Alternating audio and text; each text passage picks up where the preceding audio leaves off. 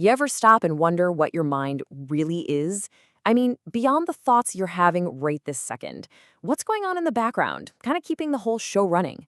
Well, today, we're going to dive deep into that because we're exploring one of the most fascinating ideas in Buddhist philosophy, a hidden layer of consciousness that might just be the engine for our entire experience.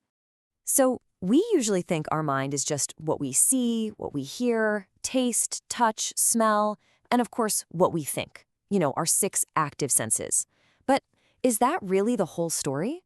I mean, if our mind is only what we're actively aware of, that leaves some huge, unexplainable holes in how we experience life. And this isn't a new problem. In fact, ancient philosophers came up with a list of puzzles, 8 of them to be exact, that our normal, everyday consciousness just can't solve. Without some deeper, more fundamental layer of mind, these really common human experiences would be total paradoxes. And what's so cool about these puzzles is just how basic they are. Just think about it for a second. What keeps your body running when you're in a deep, dreamless sleep? Or where do all your past actions, your karma, get stored when your conscious thoughts are changing every single second? And how can you be in a deep meditation with no active thoughts, but you're, not dead? Our 6 senses can't explain any of this. They switch on and off. Something else has to be running continuously in the background. So what is this continuous underlying consciousness? Well, the answer, according to the Yogacara school of Buddhism, is hidden in a concept so subtle and profound that it was actually considered a closely guarded secret for a long time. This little verse from the sutras gives us our first major clue. It talks about a consciousness that's incredibly deep and subtle, where all the seeds of our experience are flowing like a powerful waterfall. And it was taught very carefully because it could so easily be misunderstood as a permanent, unchanging soul or self, which is the exact opposite of the point it's trying to make. And that brings us to the big one, alaya, vijnana. Let's break that down. Alaya means to store, like a repository, and vijnana is consciousness. So it's the storehouse consciousness. This is the answer to those 8 puzzles. It's the continuous underlying stream that holds the body together, carries our karmic potential, and it keeps running even when all our other senses are shut down. It's literally the foundation of our being. Okay, so this raises a really important question. How does this storehouse actually work? Because our conscious mind is all over the place, right? One minute we feel generous, the next we're annoyed. One thought is kind, the very next one is not so kind. How can such an unstable flow of thoughts possibly explain the continuity of who we are? It's explained through this brilliant idea called the seed theory. Think of it in 3 simple steps.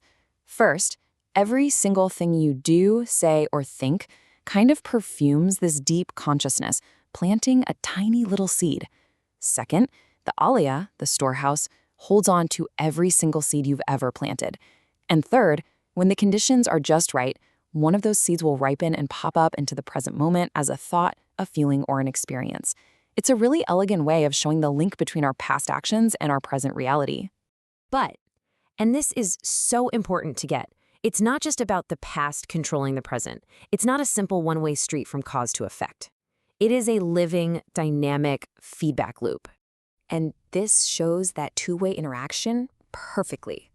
The deep alaya provides the seeds and the very ground for our active mind to even exist. But at the exact same time, our active thoughts and experiences are planting new seeds right back into the alaya. They're constantly creating each other, moment to moment.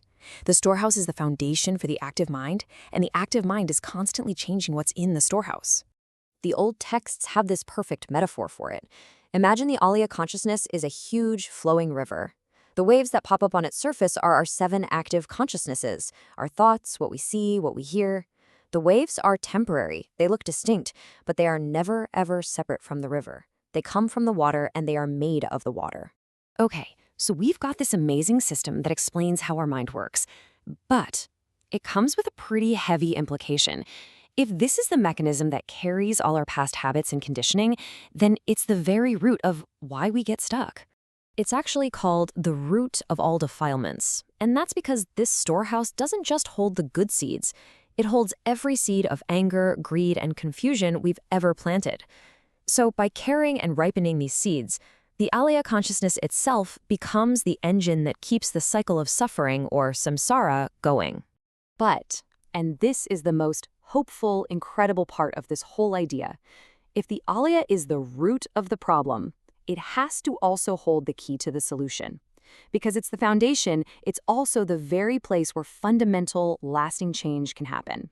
Through spiritual practice, by consciously planting good seeds, practicing mindfulness, developing wisdom, you can actually achieve what's called the transformation of the basis. This is the ultimate goal. The very foundation of consciousness gets transformed. What was once impermanent and always grasping at things becomes stable and non-grasping. The root of defilement is totally purified and it becomes the foundation for enlightened wisdom. So we're left with this really profound final thought. Is this deepest layer of our mind a prison? Or is it a key? The theory of Alaya Vijnana suggests it is powerfully and wonderfully both.